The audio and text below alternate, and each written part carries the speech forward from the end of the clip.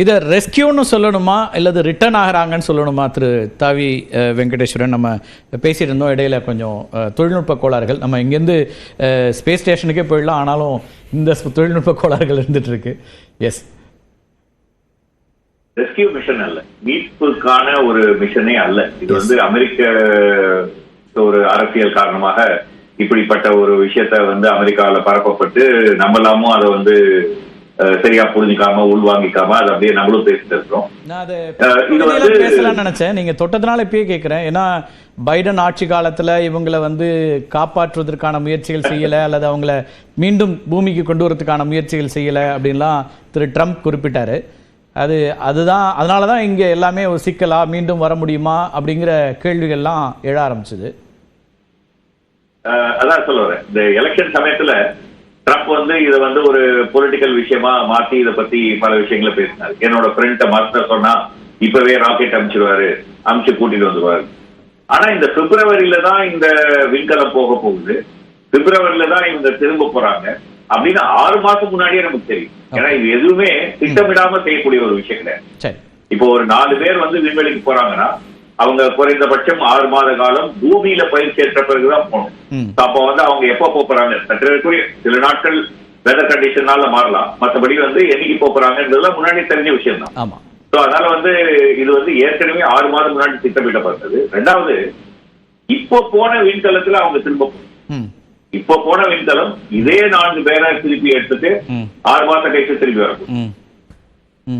ஏற்கனவே 6 மாசம் முன்னாடி 2 பேர் போனாங்க, ஒரு அமெரிக்கர் ஒரு ரஷ்யன். அவங்களோட இவங்க 2 பேரும் சேர்ந்து 4 பேரா திரும்பி வரப்பாங்க. சோ அவங்க திரும்பி வரதுக்கான அந்த விண்கலம் அங்க கடந்த 6 மாதமாக ISS, அதாவது இன்டர்நேஷனல் ஸ்பேஸ் ஸ்டேஷன் சொல்லக்கூடிய சர்வதேச விண்கூடில பார்க்கிங் பண்ணி தான் இருக்குது. அப்போ அது நம்ம வந்து டெக்னிக்கலா டாக்னு சொல்லுவோம், நம்ம பொது வார்த்தைக்காக நான் வந்து பார்க்கிங்ல இருக்குன்னு சொன்னேன். அந்த இதுல அட்டாச் பண்ணி டாக்ல தான் இருக்குது. இந்த இடைப்பட்ட காலத்துல ஏதாவது சிக்கல் இருந்ததுன்னு சொன்னா அதுல ஏறி உட்கார்ந்து திரும்பி வந்தது. அதனால இது அவங்க இயல்பா 8 நாள்ல திரும்ப 7 நாள்ல திரும்ப வேண்டியது தானே. அப்போ ஒரு பிரச்சனை வந்து தானே, ஹீலியம் வெளியேறியது, அப்ப உடனே பயன்படுத்த முடியலன்றதெல்லாம் சொன்னாங்க இல்லையா? அப்ப என்ன சிக்கல் வந்தது? அது ஏன் அடிஷனலா அவங்க கூடுதல் நாட்கள் தங்க வேண்டி வந்ததுங்கிற கேள்வி வருது இல்லையா? சுனிதா வில்லியம்ஸ் அவங்க வந்து இதுக்கு முன்னாடியே 2 தடவை விண்வெளிக்கு போயிட்டாங்க. ஆமா, அந்த விண்வெளிக்கு போய் அவங்களுக்கு அந்த அனுபவம் இருக்கிறதுனால அவங்க வந்து உண்மையிலேயே அவங்களுடைய சர்வீஸை எப்படி துவக்கினாங்க அப்படின்னு சொன்னீங்கன்னா, அமெரிக்கா அவங்களுடைய கடற்படையில இருக்கக்கூடிய விமானப்படை, கடற்படை சார்ந்த விமானப்படையில பைலட்டை ட்ரெயின் பண்றதுதான் அவங்க வேலையா இருக்கு. சோ அதுல இருந்துதான் நாசா அவங்களை எடுத்து அவங்களுக்கு விண்வெளி பயிற்சி கொடுத்து விண்வெளிக்கு அனுப்பிச்சாங்க.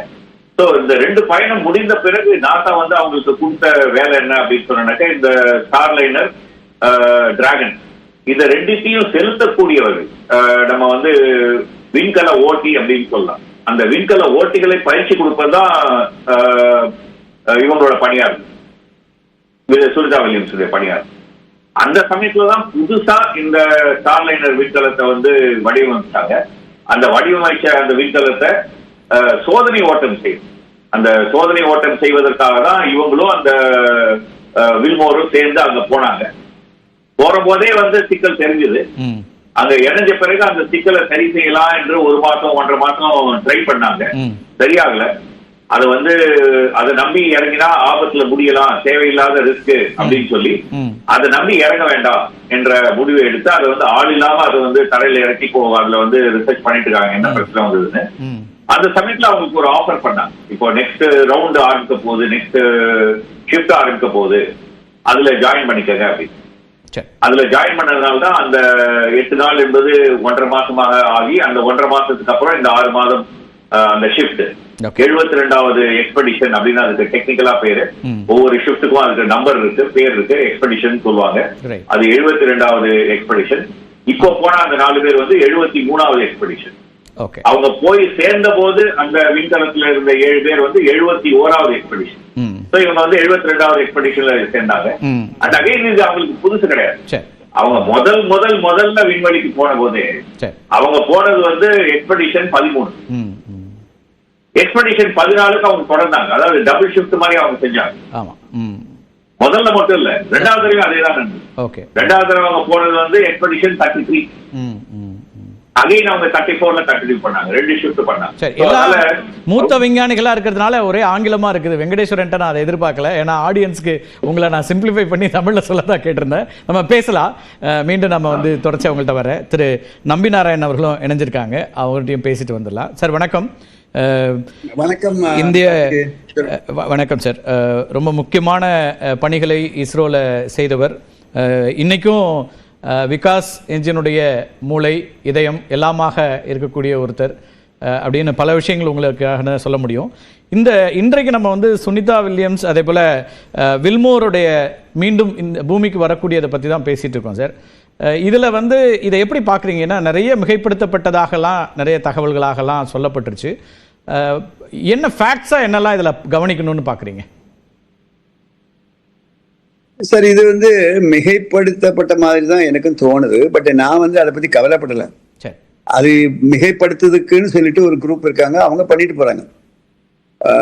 அறிவியல் பூர்வமாக நம்ம இதை பார்க்கணும். நம்ம வந்து ஒரு திட்டமிடப்பட்ட ஒரு செயல், அன்எக்ஸ்பெக்டடா 1-2 விபத்துக்கள் நடந்ததுனால சில மாற்றங்கள் வந்தது. அந்த மாற்றங்களை நம்ம இப்போ வந்து சமாளித்து நம்ம வந்து திரும்பிட்டு இருக்கோம். இது வந்து I won't call it as a rescue mission. Rescue மிஷனே இல்லை, இது வந்து ஒரு சாதாரணமாக ஒரு ரிட்டர்ன் ஜேர்னி. அந்த அளவுக்கு தான் நான் பார்க்குறேன். அதனால அறிவுபூர்வமாக எனக்கு வந்து நிச்சயமாக எல்லாருக்கும் இருக்கிற மாதிரி எனக்கு ஒரு ஆங்ஸைட்டி இருக்குது. இது எப்படின்னா, ரொம்ப ஒரு ஆர்வமாக இருக்கும், இவங்க வரணும், சந்தோஷமாக வரணும், ஒரு பிரச்சனையும் வரக்கூடாது அப்படிங்கிற மாதிரி ஒரு ஆர்வத்தில் இருக்கிறதுனால நான் அந்த ஆர்வத்தை சொல்றேனே தவிர எனக்கு டென்ஷன் ஒன்றுமே இல்லை. ஓகே, நமக்கு கூடுதல் ஆர்வமும் இருக்கு. சுனிதா வர்றாங்க அப்படிங்கும்போது நம்மோட தொடர்புடைய ஒருத்தராக இருக்கக்கூடியதுனால அதுல ஒரு உங்களுக்கு ஒருவேளை ஆங்ஸைட்டி கூடுதலாக இருக்கலாம்.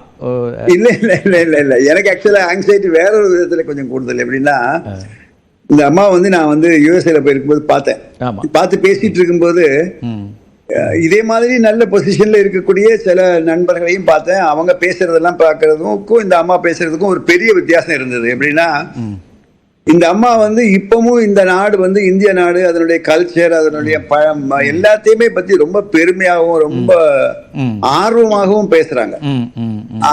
ஆக்சுவலா ஒரு விதத்துல சொல்ல போனா, அந்த அம்மா பேசிட்டு இருக்கும்போது அவங்களுடைய பாடி லாங்குவேஜ்ல இருந்து நான் புரிஞ்சுக்கிட்டது என்னன்னா, நானும் இந்தியாவே வந்துடலாமே, அங்கேயே செட்டில் பண்ணிடலாமே, எனக்கு அவங்களுடைய கல்ச்சர் எல்லாம் பிடிச்சிருக்குங்கிற மாதிரி கூட சொன்னாங்க. இது எதுக்கு சொல்றேன்னா, எங்கேயோ ஒரு நாட்டுக்கு போறோம், அங்க போறோம், நம்ம ஒரு பிழைப்புக்காக போறோம், திருப்பி வந்துடுவோங்கிற ஒரு மனப்பான்மையில இருந்த ஒரு ஆள் தான். இவங்க வந்து வேறையும் 1-2 பேர் நான் பேர் சொல்ல விரும்பல, ஆனா அவங்க எல்லாம் ஏதோ பிறக்கும் போதே பிரசிடென்டாகவும் வைஸ் பிரசிடென்டாகவும் பிறந்த மாதிரி எல்லாம் பேசிட்டு இருக்கும்போது, இந்த அம்மா வந்து எவ்வளவு ஆர்வமா நம்ம நாட்டினுடைய கல்ச்சர் ஒன்னொன்னையும் தெரிஞ்சுக்கிறாங்க. சென்னை வந்து குஜராத்தில் இருந்தவங்களா இருந்தாலும் சென்னை, தமிழ்நாடு எப்படி இருக்கு, கேரளா எப்படி இருக்கு அப்படிங்கிற மாதிரி அந்த ஆர்வத்தினால நான் அவங்கள்ட்ட ஒரு ஈர்க்கப்பட்டேன். அந்த ஒரு இது வந்து அந்த ஒரு காரணம் தான் எனக்கு இந்த ஆங்ஸைட்டிக்கு காரணமே தவிர எனக்கு வந்து வேற எந்த காரணமும் இல்லை. நல்லபடியா வரணும், நம்ம ஆளு ஒரு ஆளுங்கிற மாதிரி. ஆனா அந்த நம்ம ஆளுங்கிற ஒரு காரணம் வந்து இந்திய வம்சாவளியை சேர்ந்தவங்க மாத்திரம் இல்ல, இந்தியாவில அக்கறை உள்ள ஒரு ஆளுங்கிற முறைக்கு எனக்கு அவன் மேல ஒரு புரிஞ்சுக்க முடியும் சார். இப்போ திரும்புறதுல இந்த பயணத்துல என்னென்ன விஷயங்கள் கவனிக்கப்பட்டதா இருக்கும்? நீங்க அறிவியல் பூர்வமாவே இந்த பயணம் அவ்வளவு எளிதா இருந்துருமா திரும்ப வர்றதுல, அல்லது இந்தந்த நிலைகள்லாம் இது கடக்க வேண்டியிருக்குன்னு பார்க்க வேண்டியிருக்கா? சார், இவங்க வந்து நாங்க வந்து கொஞ்சம் யோசனை பண்ணி பாருங்க. இது வந்து லாஸ்ட் லெக், கடைசி கட்டம்.